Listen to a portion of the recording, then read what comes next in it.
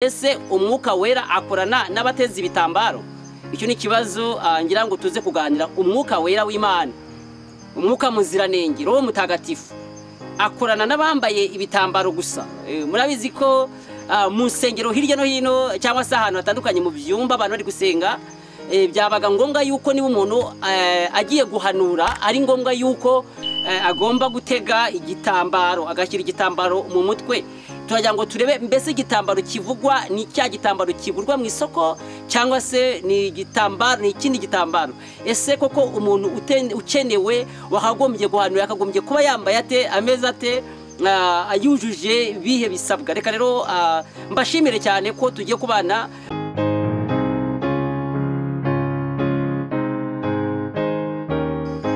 Tubaye ikaze mwese inshuti zacu mukurikira ibiganiro byacu byo kuri Cyagufi Mission aho muherereye. Reka rero tubashimire cyane inshuti zacu kubana natwe n'iby'umumaro. Ndazi neza yuko rero musanzwe mwiteguye kugira ngo mubane natwe mu biganiro byacu bitambuka kuri Cyagufi Mission nama aho muherereye. Rero reka mbabwire ngo Yesu nashimwe, Yesu nahabwa icyubahiro. Reka rero muri umwanya mbabwire ko izina ryanjye ari Pastor Christophe ubakurikiza uje muri uyu mwanya kugira ngo tuganire ku ijambo ry'Imana, kandi ijambo ry'umumaro, ijambo ry'agaciro ribasha guhindura ubuzima bwa buri muntu wese. Ndazi ko rero abantu benshi cyane mu by'ukuri bajya bibaza ku bijyanye n'ibintu bitandukanye, cyane cyane ku myizerere n'imyemerere. Rimwe na rimwe abantu bakavuga ibintu bitajyanye, ariko uyu mwanya tuje kugira ngo turebe ngo mbese umwuka wera akorana n'abatezi ibitambaro. Icyo ni kibazo ngira ngo tuze kuganira. Umwuka wera w'Imana, umwuka muziranenge, Roho Mutagatifu akorana n'abambaye ibitambaro gusa. Murabizi ko mu nsengero hirya no hino cyangwa se ahantu hatandukanye mu byumba abantu bari gusenga, byabaga ngombwa yuko niba umuntu agiye guhanura ari ngombwa yuko agomba gutega igitambaro, agashyira igitambaro mu mutwe. Turagira ngo turebe mbese igitambaro kivugwa ni cya gitambaro kigurwa mu isoko cyangwa se ni igitambaro ni ikindi gitambaro. Ese koko umuntu ukenewe wakagombye guhanura akagombye kuba yambaye ate, ameze ate, ayujuje bihe bisabwa. Reka rero mbashimire cyane ko tugiye kubana muri kino kiganiro kuva mu itangiriro ryacyo kugera ku iherezo ryacyo. Ariko nanone nkubwira ngo ugeze kuri icano bwa mbere ni byiza ko ukora subscribe, ikindi kandi ugakanda no kunzogera iri ku ruhande kugira ngo ujye ubana natwe buri munsi. Ikindi kandi ni byiza ko ukora share na comment maze ukagendana natwe. Reka rero tuganire ku ijambo ry'Imana turebe ngo mbese umwuka wera w'Imana akorana n'abatezi ibitambaro gusa. Nengira ngo tuze kubiraho.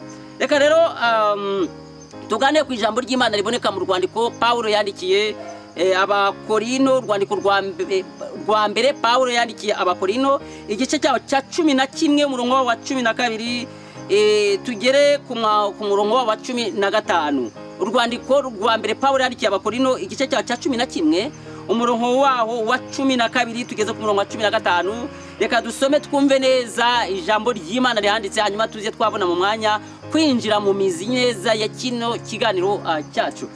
Mu by'ukuri rero nk'uko nagiye mbibabwira tujye gusoma, haranditse ngo nk'uko umugore yakomotse ku mugabo niko umugabo abyarwa n'umugore, ariko byose bikomoka ku Mana. Ubwanyu mubitekerezaho ko uko biri, mbese birakwiriye ko umugore asenga Imana adatwikiriye umutwe? Kamera yanyu ubwayo ntibahamiriza yuko umugabo iyo ayirimbije umusatsi umukoza isoni, naho umugore iyo ahirimbije umusatsi akaba ari ubwiza bwe. Koko yahawe umusatsi mu cyimbo cy'umwambaro wo ku mutwe we, wo ku mutwe. Imana ishimwe cyane. Reka nsubire mu murongo w'inyuma wa 15 uravuga ngo naho umugore iyo ahirimbije umusatsi akaba ari ubwiza bwe. Koko yahawe umusatsi mu cyimbo cy'umwambaro wo ku mutwe. Imana ishimwe cyane.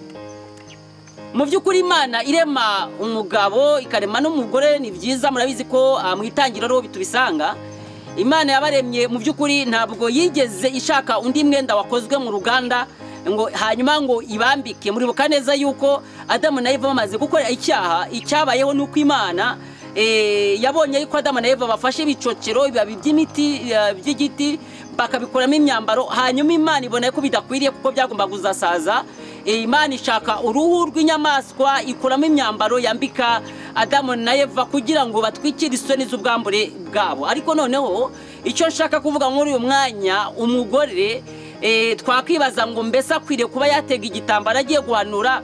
Ni ngombwa yuko ari umwuka wera w'Imana ashobora kumanuka cyane. Icyambere, umwuka wera w'Imana icyo akeneye umutima umenetse w'umuntu koko ukeneye kunyuzwamwo bijyanye n'ijambo ry'Imana. Kuko niba ari umuhanuzi agiye kuvuga avugira Imana, agiye kuvuga avuga iby'Imana yamutumye, agiye guhanura umugambi Imana ifite ku bantu. Niyo mpamvu rero icyo Imana ikeneye umutima umenetse ugiye kunyuzwamo ijambo ryayo kugira ngo ribashe kugera ku mbaga yayo cyangwa se ibashe kugera ku bwoko bw'Imana. Iki nicyo cyambere Imana ikeneye. Icya kabiri Imana ikeneye yuko wa muntu agomba kuba, niba ari umugore agakwiriye kuba mu mutwe wiwe apfutse. Ariko noneho Pawulo wera abigaragaza ahangaha nk'uko tumaze kubisoma, asobanura neza umwambaro w'umugore kuri uyu murongo wa 15. Yavuze ngo cyangwa se dore ku murongo wa 14 yavuga ngo kamere yanyu ubwayo ntibahamiriza yuko umugabo iyo ahirimbije umusatsi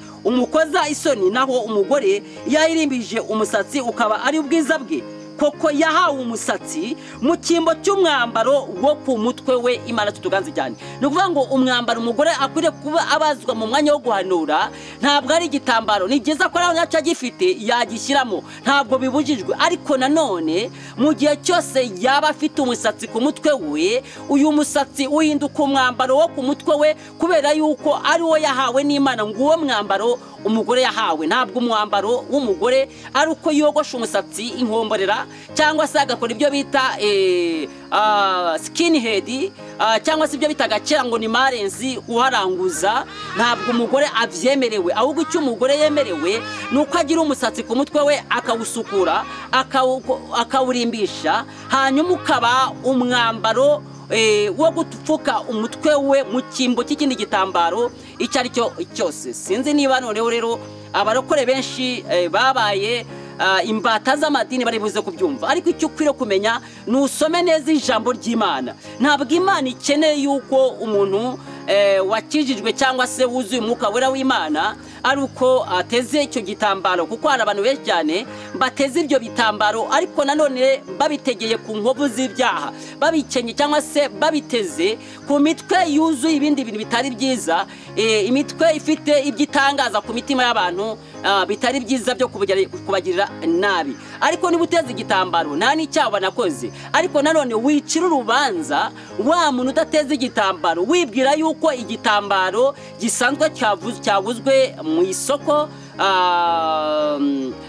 muri market runaka ko aricyo cyaba aricyo cyiza cyatuma umwuka wera w'Imana amanuka. Ahubwo umwuka wera w'Imana ni Imana igenera umuntu kugira ngo abashe kubwira ubwoko bwayo. Imana ishimwe cyane. Nizere ko rero ahangaha ubasha kuwumva ukabanza ukahamenya, kubera yuko icyo Imana ikeneye ku mutima wawe, ikeneye umuntu ufite umutima umenetse, umutima utunganye, umutima wuzuye ijambo ry'ukuri kandi ijambo ry'umumaro rituma izina ry'Imana rihabwa icyubahiro. Ndagira ngo rero muri uyu mwanya ntube uri wa wundi ukwiriye gucira abantu bose urubanza aho wirirwa ngo uvuge ngo bariya ntibateze ibitambaro, bariya ntabwo bameze nk'uko runaka agomba kuba ameze. Oya, wowe icyo ukwiriye kumenya neza yuko umwuka wera w'Imana atagendera kuri ibyo ngibyo. Icyo akeneye ari ukuba ufite umutima umenetse kandi umutima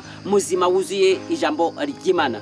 Reka rero nshuti zacu mwari kumwe natwe muri iri jambo ry'Imana, nkubwire ngo wereye uyu munsi umenye ko impano y'Imana iza kugira ngo igire ikiremo ikorera abantu, ariko ntabwo iza kubwo kubera yuko wateze igitambaro, ahubwo nuko Imana iba yakurebye ikabona ko ubikwiriye koko kuvuga ubwo butumwa uteze igitambaro. Ntabwo rero iki gitambaro gikwiriye kuba gitandukanya abantu ku madini n'amatorero cyangwa se ku bakristo bamwe na bamwe, ahubwo ndagira ngo mbaho uwo mucyo mumenye neza yuko Pawulo we yabivuze cyane, kandi mu mwanya muto tuba dufite twagombye kuba twababwira n'ibindi, ariko gikwiriye no kumenya neza yuko bikwiriye yuko uca bugufi, ariko nanone uvuga yuko igitambaro atari cyo kibivuze gufasha, ahubwo kuba ufitanye ubumwe n'Imana Data wa twese.